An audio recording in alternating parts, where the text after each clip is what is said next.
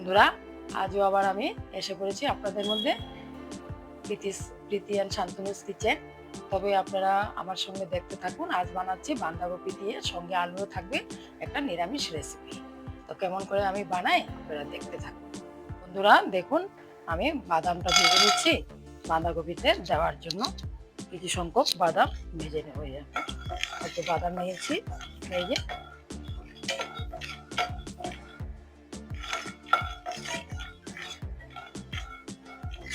বন্ধুরা, প্যানটা গরম হয়ে আসছে, আমি এখন তেল দিয়ে দিলাম। আলুটা ভেজে নেব, সেজন্য কড়াইতে তেল দিয়ে দিলাম। দেখুন বন্ধুরা, এই যে আলুগুলো ধুয়ে নিয়ে এসেছি আমি। আলুগুলো এখন ভেজে নেব।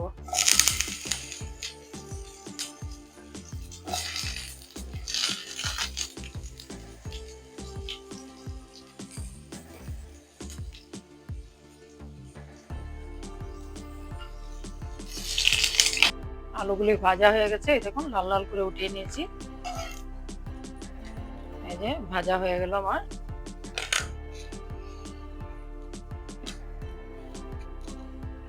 এখানে আর একটু তেল দিয়ে আমি ফোড়নটা দেব।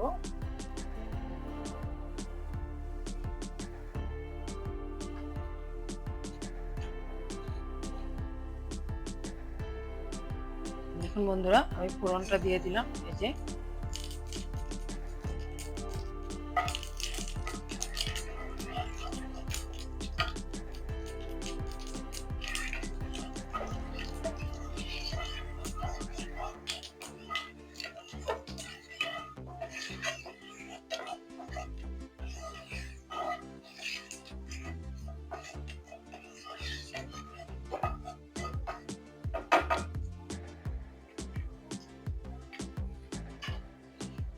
বাঁধাকপি শাকটা ওই দেখুন আমি ধুয়ে রেখেছি, কেটে ধুয়ে নিয়েছি। এখন এখানে দেব ফোড়নটা। এই দেখুন শাকটা দিয়ে দিচ্ছি।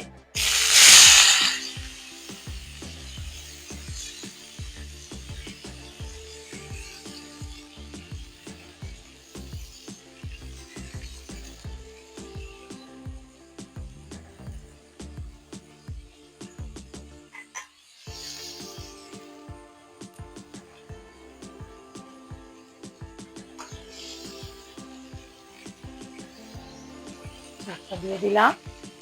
এখন ভালো করে আমি নাড়াচাড়া করব, তারপরে আমি ঢেকে রাখবো। দেখুন বন্ধুরা, জলটা বেরিয়ে আসছে শাকটার। এই যে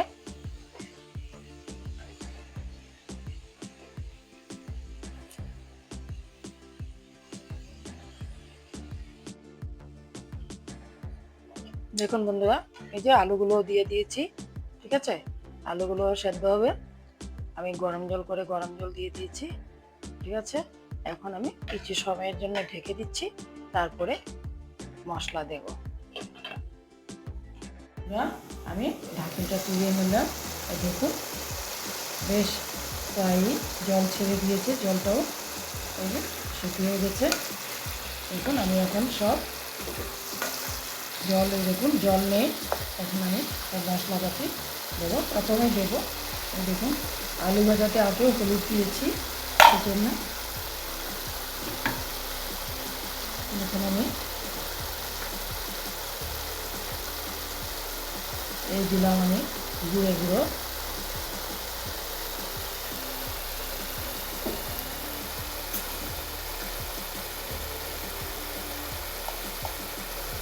দিলাম আমি ধনে গুঁড়ো।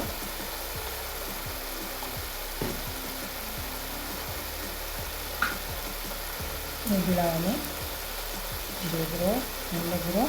এই দিয়ে দেবো আদা বাটা, দিয়ে দিলাম লঙ্কা।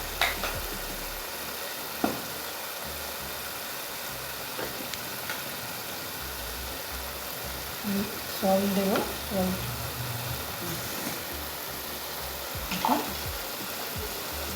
1 চামচ মতো নুন, আরও আধা চামচ দিয়ে দিলাম। এখন দেখুন আমি কষিয়ে নেব। ঠিক আছে, এই দেখুন এই যে এইভাবে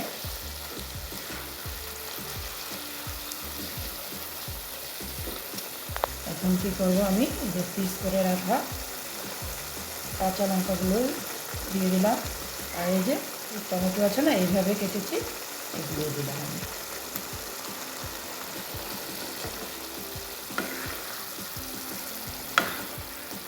এই যে সেদ্ধ হয়ে যাবে টমেটোটা। এখন আমি ঢেকে রাখবো, সেদ্ধটা হয়নি, এই ঢেকে দিলাম। আমার বাঁধাকপির শাকটা হয়ে গেল। শাক বললেও বলতে পারে, বা একটা নিরামিষ বাঁধাকপি আলু দিয়ে একটা। আর এই যে আমি এখন বাদামটা ছড়িয়ে দিলাম, ঠিক আছে।